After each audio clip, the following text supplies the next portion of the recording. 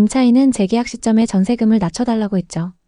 당시 시세가 그만큼 낮아졌기 때문에 어쩔 수 없었습니다. 대출도 안 나오고 현금이 없어서 가족과 지인들에게 돈을 빌렸고 모자란 돈은 대부업체까지 연락해 채웠습니다. 그 사이 빌라 집값이 쭉쭉 떨어졌고 총 2억 손실에 신용등급까지 망가졌어요. 3년간 빚 갚느라 고생했는데 앞으로 바뀔 규제 때문에 더 걱정입니다. 규제가 시행되면 이런 사례가 여기저기서 나타날 텐데요. 대체 얼마나 강력한 규제이길래 집주인과 임차인들 모두 벌벌 떨고 있는 걸까요? 2025년 현재 정부가 전세보증금 반환보증의 LTV를 70%까지 낮추는 정책을 추진하고 있는데 이 정책이 과연 서민의 주거 안정을 위한 것인지 아니면 더 큰 혼란을 초래할지 깊이 파헤쳐 보겠습니다. 먼저 이 전세 대출 규제가 시행되면 어떤 피해가 올지 구체적으로 짚어볼게요. 앞으로 전세가율이 70%를 초과하는 주택은 보증 가입이 불가능해집니다. 임차인 입장에서는 전세자금 대출을 받기가 어려워지니 반전세나 월세로 전환하는 비율이 급격히 늘어날 가능성이 큽니다. 예를 들어 서울이나 수도권에서 집값 5억짜리 아파트에 전세금 4억으로 살던 세입자가 이사를 가려면 보증 한도가 3억 5천만 원으로 줄어듭니다. 나머지 5천만 원은 본인 돈으로 채워야 하니 저축이 부족한 젊은 세대나 서민 가정은 주거 불안정이 심화될 수밖에 없죠. 월세로 넘어가면 매달 100만 원 이상의 부담이 생길 수 있습니다. 통계에 따르면 서울의 주택 임대 비중은 이미 월세가 64.4%인데 이 정책으로 80%까지 치솟을 가능성도 배제할 수 없습니다.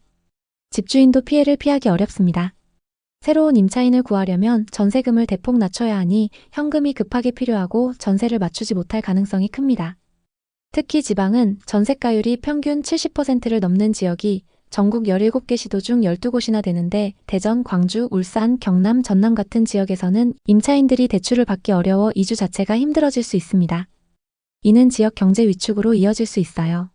전체 시장을 보면 수백만 가구가 영향을 받아 전세 시장에 대혼란이 올 가능성이 높습니다.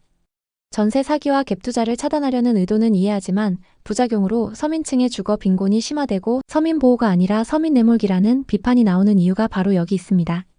박민호 씨는 2018년 평범한 직장인으로 부동산 투자를 시작했어요. 당시 전세 보증 LTV가 100%에 가까웠던 시절이라 온라인 부동산 커뮤니티에서 무자본 갭 투자로 돈 벌기 쉽다는 조언에 귀가 솔깃했죠. 서울 근교에 빌라 3채를 샀습니다. 첫 번째 빌라는 매매가 3억, 전세 2억 8천만 원으로 세팅했어요. 은행 대출이 쉽게 나와 자기 돈 2천만 원만 투자했고 임차인은 한 달 만에 구했어요.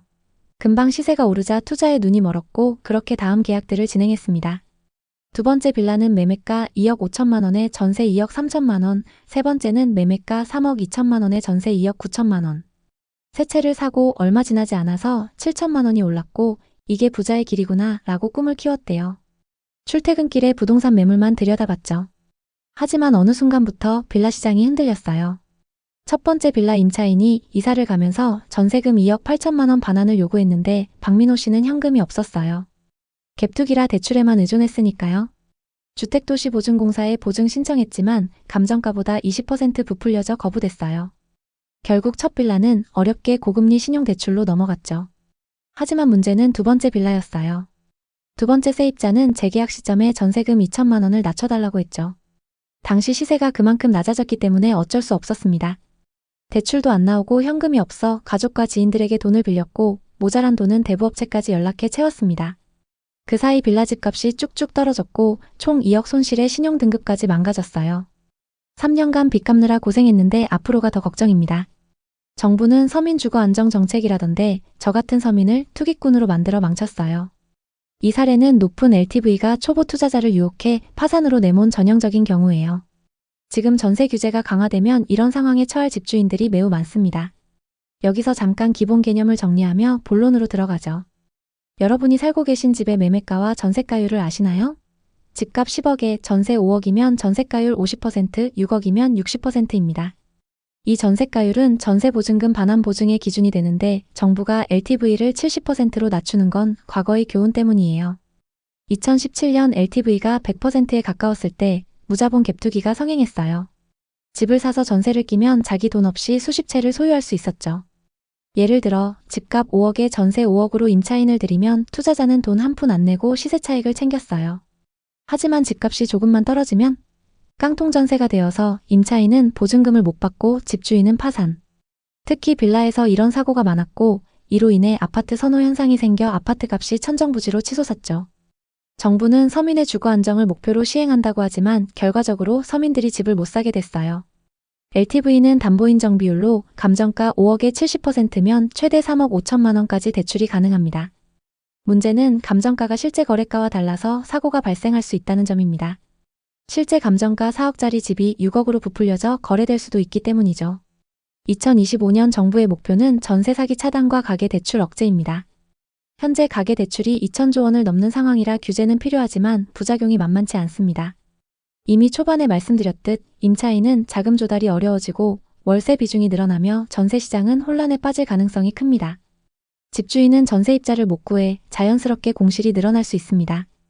특히 지방은 전세가율이 높아 타격이 더 클 것입니다. 한국부동산원 자료에 따르면 2025년 7월 기준 아파트 전세가율이 70%를 넘는 지역은 전국 17개 시도 중 12곳입니다. 광주, 대전, 울산, 경남, 전남 등이 포함되죠. 연립과 빌라 같은 B아파트는 서울, 부산, 세종을 제외하고 모두 70%를 넘습니다. 즉 대부분의 임차인들이 대출을 받기 어려워져 주거이동이 힘들어질 가능성이 큽니다.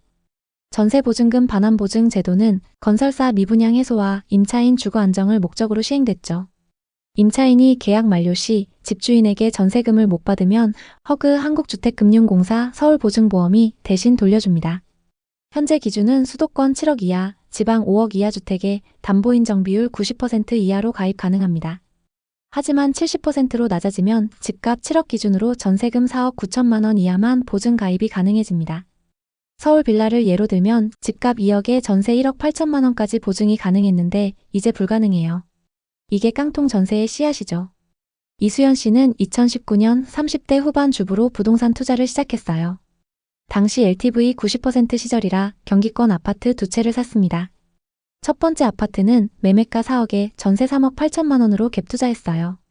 부동산 카페에서 본 해당 지역은 전세가율이 높으니 안전하다는 조언에 끌렸죠. 사자마자 시세가 4억 5천만 원으로 올랐습니다. 갭 투자의 매력에 빠진 이수연 씨는 곧바로 두 번째 아파트를 계약합니다. 두 번째 아파트는 매매가 3억 5천만 원에 전세 3억 2천만 원. 두 채를 매수하는데 현금은 5천만 원밖에 안 들어갔죠.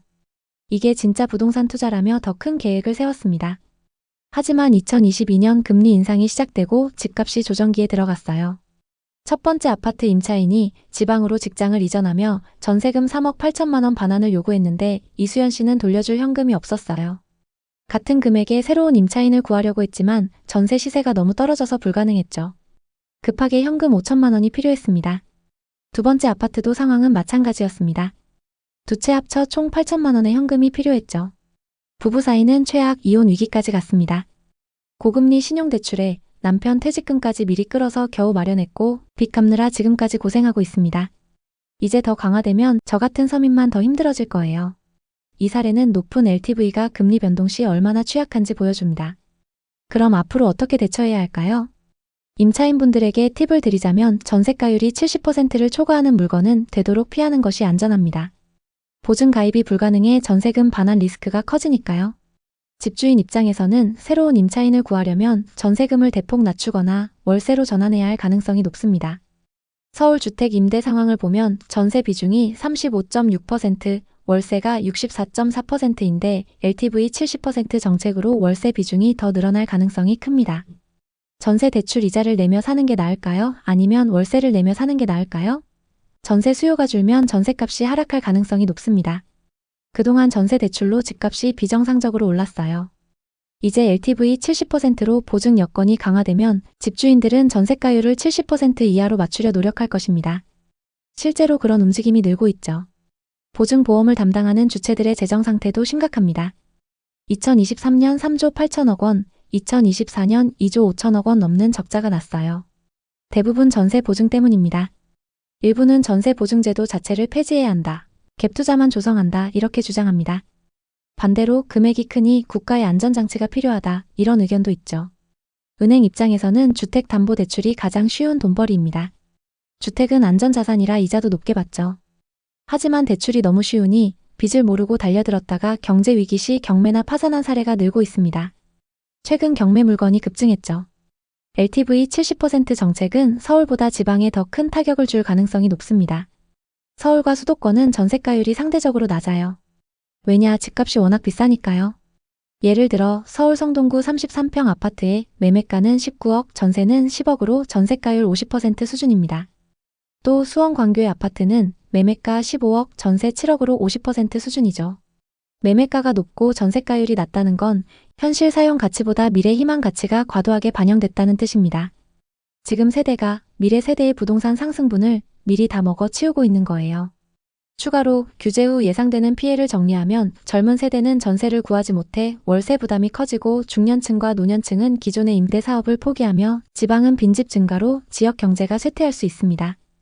2025년 대출 규제 강화로 2주택자 LTV는 0%, 생애 최초 주택 구매자도 70%로 제한됩니다.